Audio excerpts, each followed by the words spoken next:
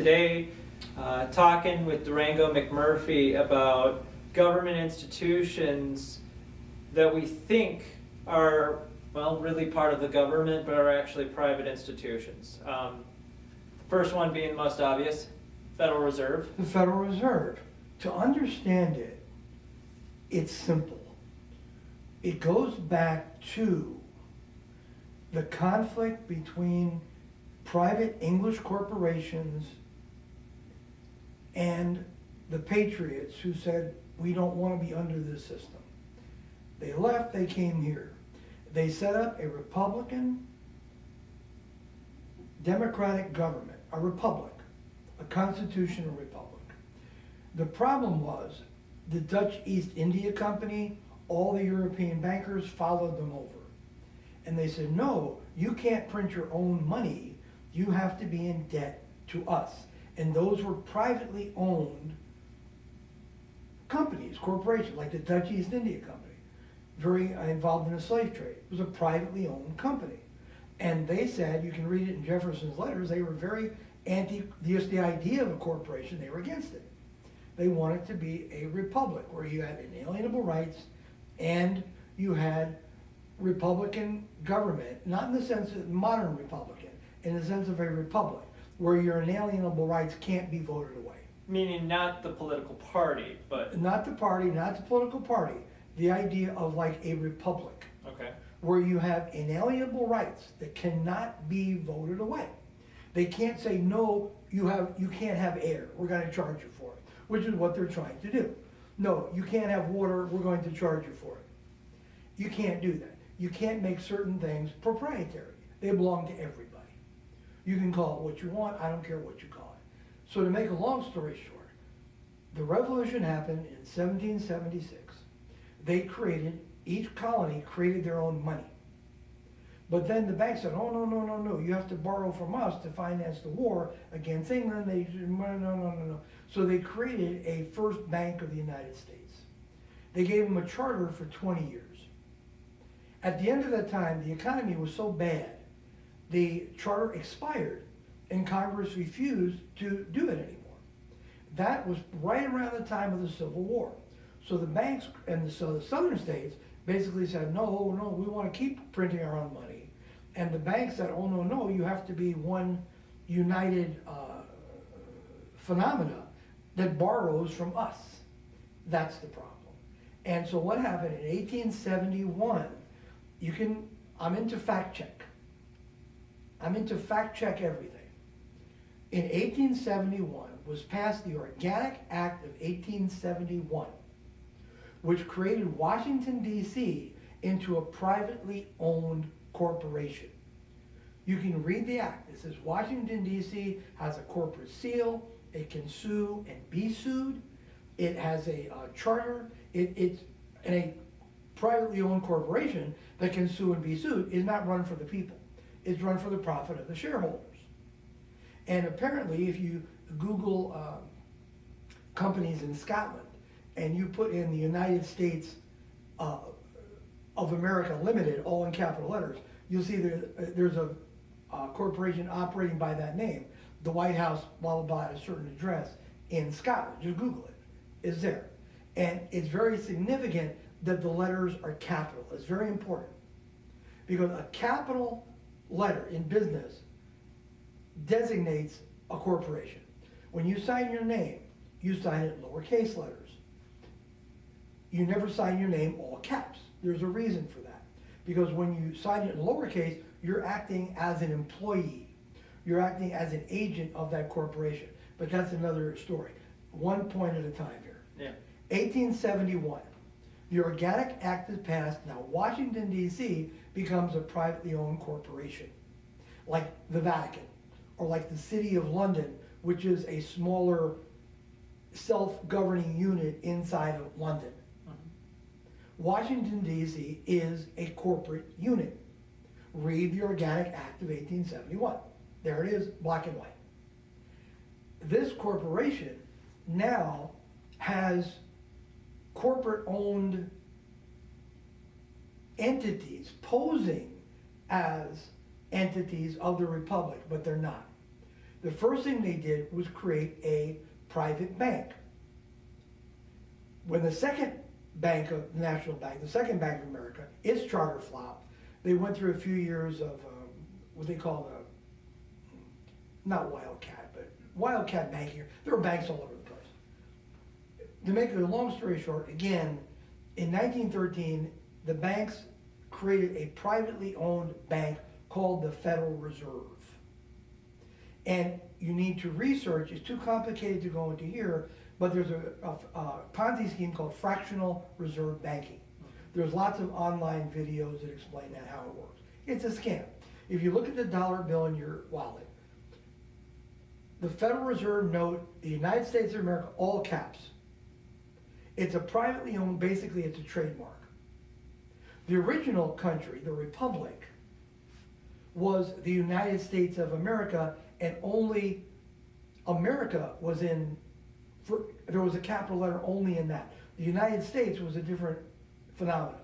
So the United States of America and the United States of America, two separate things. So anytime you see something with that all caps, it's a privately owned corporation. I saw something online, I'm going to verify it, check it out myself, but it seemed legitimate that a guy hold up a paper from Dun and Bradstreet that lists all the corporations, and he says, you go to here, and here's the United States Supreme Court. It's listed on Dun and Bradstreet. And there it was, it's black and white. And I believe it was credible. I need to check it out myself personally, but I think it's credible. And the Supreme Court apparently is a privately owned subsidiary of the corporation, the United States of America. And this includes other groups like the IRS? Yeah, because the IRS is they collect the interest on the currency. If you read A Web of Debt by Ellen Brown or other books, one called Greenback, on the history of money in the colonies, originally each colony would print its own money, and they weren't so stupid as to charge themselves interest. If we are creating our own money for us to use, we're not going to charge ourselves interest on the money. The government doesn't need taxes. The only reason you would need a tax is if you were using a gold or silver coin. If you have a gold coin and you give it to somebody, they can run off with it. You need a way to get it back. But if you're creating FICA currency, paper currency, you can just create it. Then they recycled it back into the government through one small sales tax. But there was no property tax, there was no income tax, there was none of that. Because the government simply created the money it needed, as Benjamin Franklin said, that was necessary and proper for the colonies to function properly. They created farm banks that would give the people money because it was the people's money. That's the elephant in the room that people don't see. It is the Congress that has the power to create the money. The government simply created the money they needed. The problem was the European banks at that time would not accept it. Oh no, we're not going to accept your money. You have to be in debt to us. And they said, oh no, we're going to create our money. And that caused, according to Franklin, that was the main cause of the Revolutionary War. The Currency Act of 1765 or something like that. There were two currency acts passed by England saying you can't do this. You simply can't create your own money. So what you have is, back to the point at hand, a private corporation, Washington, D.C., District of Columbia, with subsidiaries, a bank, the Federal Reserve Bank, with the all caps, and the other branches, I think, are unknowingly part of that. Knowingly or knowingly, more or less, depends on, you don't want to say the whole department of something is part of this, because I think most people have no clue that it's actually happening. This was something that was established in 1871, not when you have internet and Googles and tweets, and it's way under the radar. But I believe it's absolutely accurate. And therefore, Trump was elected CEO of that corporation. He's president and CEO of the United States of America Corporation operating out of Washington. There really wasn't an election, other than I ran, for president of the actual republic. There just simply wasn't one. But everybody is it's like Bertrand Russell said, it's only a very intellectual fish that's where its environment is wet. You have to be outside of it to see how obvious it is. Once you see it, makes perfect sense. Once you understand fractional reserve banking and how it's like being in a poker game where you don't realize the cards are marked. Once you realize the cards are marked and you can't win no matter how many hands you play, you're going to lose. And the currency, the Federal Reserve note, based on this Ponzi scheme called fractional reserve banking, it's like a 3-card money scheme. I loan you $1, but you have to pay me back 2. Where are you gonna get it from? I only created 1. That's the thing that Ellen Brown pointed this out. And Ellen is the president of the Public Banking Institute. In her book, Ellen pointed out that the banks create the principal, they create the dollar, but they never create the interest. If you want to buy a house, they loan you $50,000. You owe them $55,000 or $60,000. Where's the money gonna come from? They didn't create it. It doesn't exist. So that means you are in a perpetual state of conflict with somebody else trying to get their money. And one of you will be able to pay me back, but one of you will lose the tangible asset that they put up as collateral. In other words, their house. Because it simply doesn't exist. I created only $50,000. The money does not exist unless you take it from somebody else. So in a broad sense, it's a very large Ponzi scheme to transfer tangible assets, property, land, houses, gold, silver, to the private corporation operating out of Washington. But for this to stop, people need to be aware of the intricacies of the scam. It's not simplistic. You can't tweet and understand fractional reserve banking. You have to research it a little bit. You have to see the way it works. But that's basically the scam. And all these other so-called government agencies, very few don't directly under the control of the Treasury, which is, they once people began figuring it out, at some point they switched it. The Federal Reserve, it used to be incorporated in Delaware, but then you can't find it anymore there. It became a public-private partnership, meaning the public gets the debt, the private gets the profit.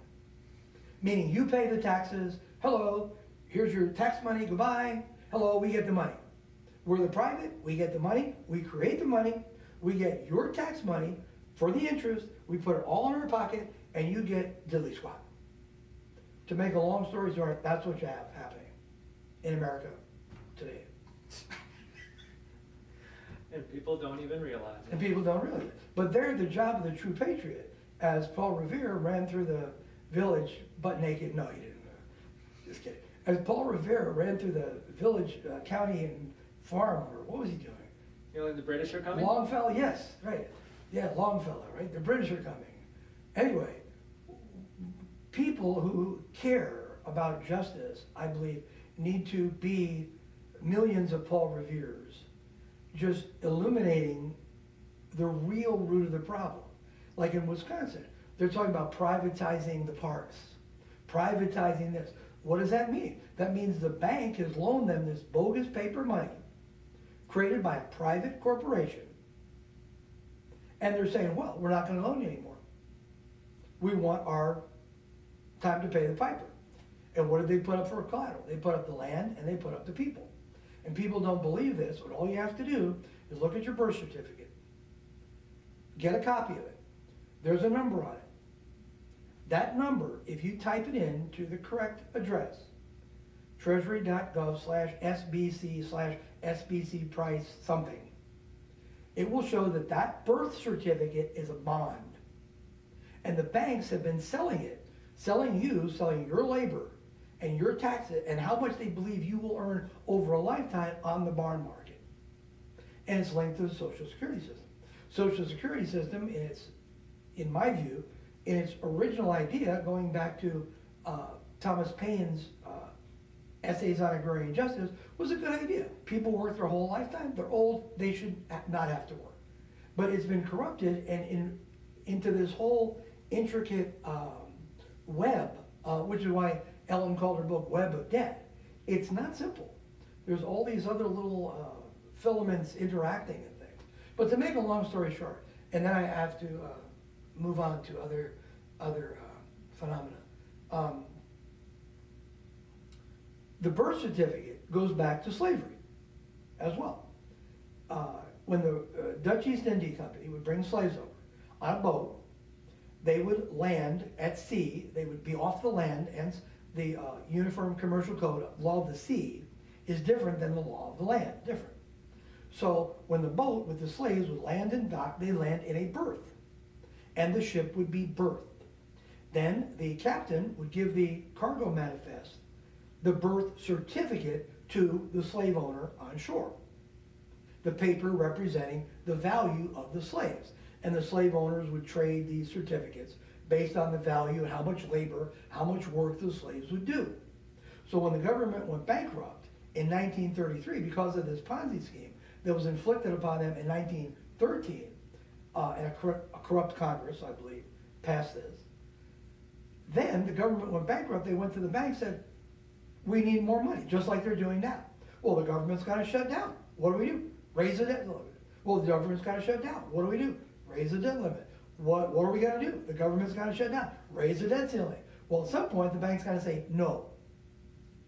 At that point, they get Yosemite, they get Yellowstone, they get the Rocky Mountains, they get everything. So the birth certificate is like a mini-me version of that. They went in 1933, they said, we're bank, they said, okay, what are you going to put up for collateral? They put up you. They put up the people. They put up everybody listening to this. Don't listen to me. Look at your birth certificate. Find a number, type it in, find it. It's there.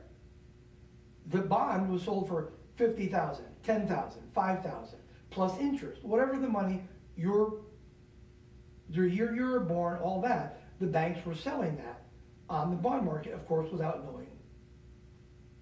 your knowledge. And some of it goes back to, they created called a cestui trust.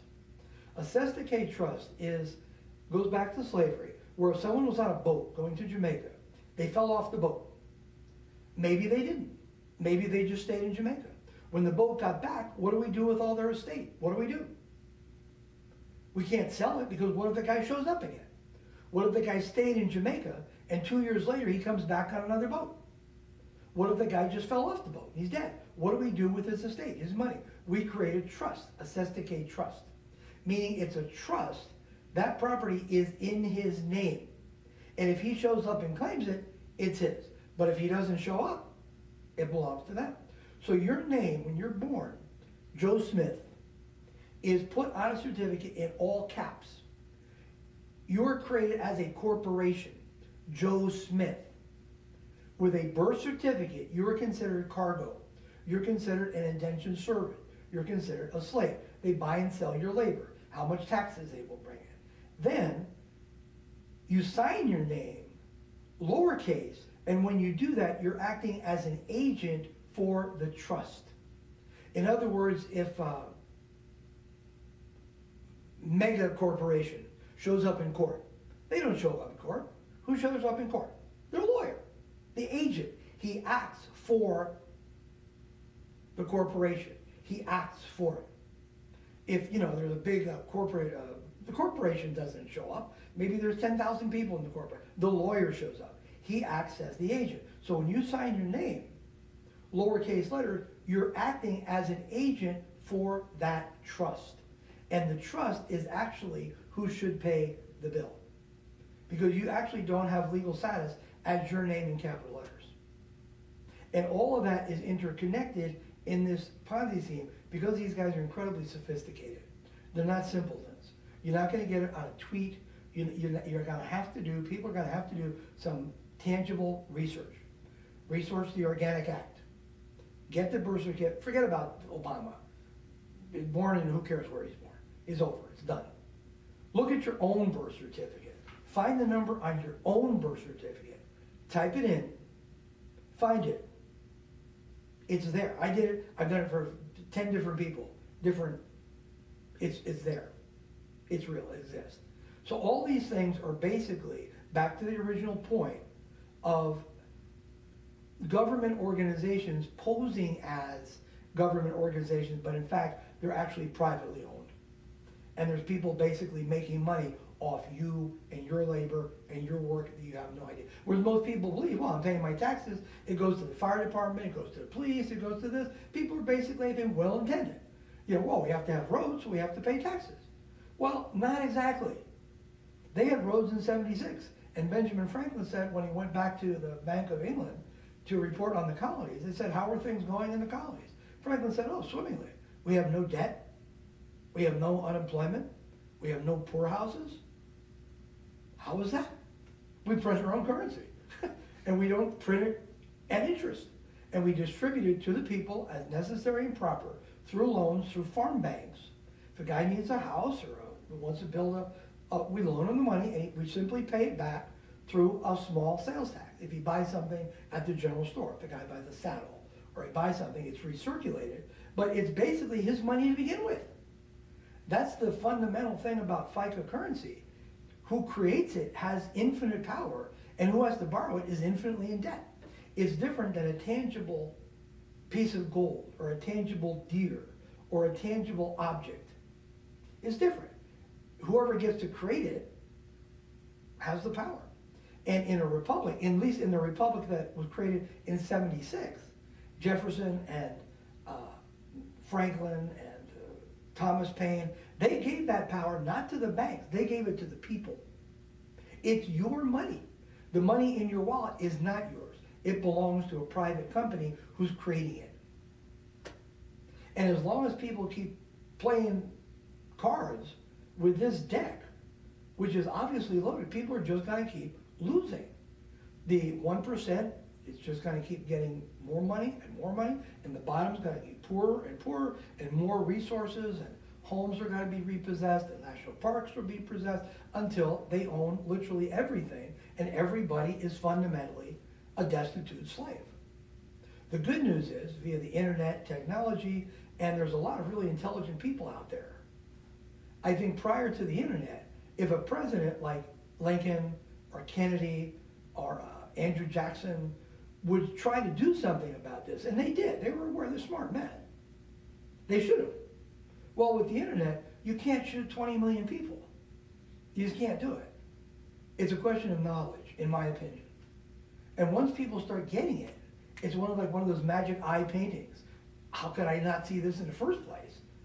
Of course, obviously. Even money, when you say money, it's not money. Money is a tangible object. Gold is money. If you have a certificate, a piece of paper that represents that money, that's currency. Gold is money. Silver is money. The paper is currency. So when you go to the store and say, well, give me the money, it's not even a dollar. A dollar is a German word, it's an English translation of the German word thaler, which was a gold or silver coin and used for hundreds of years. They changed it to dollar. So when it says dollar on your dollar, it's not a dollar. There's no gold, there's no silver. It's a piece of paper. You're a sucker. Get it? You're being conned. There's nothing there. It's like the Emperor's New Clothes. You remember that? There was an Aesop's fable or something like that. The boy and the emperor came, oh, look at the emperor. And one boy goes, he's got no clothes on. You know, it's the same thing, man, I think. But anyway, so peace and love. You know, God bless America. All that.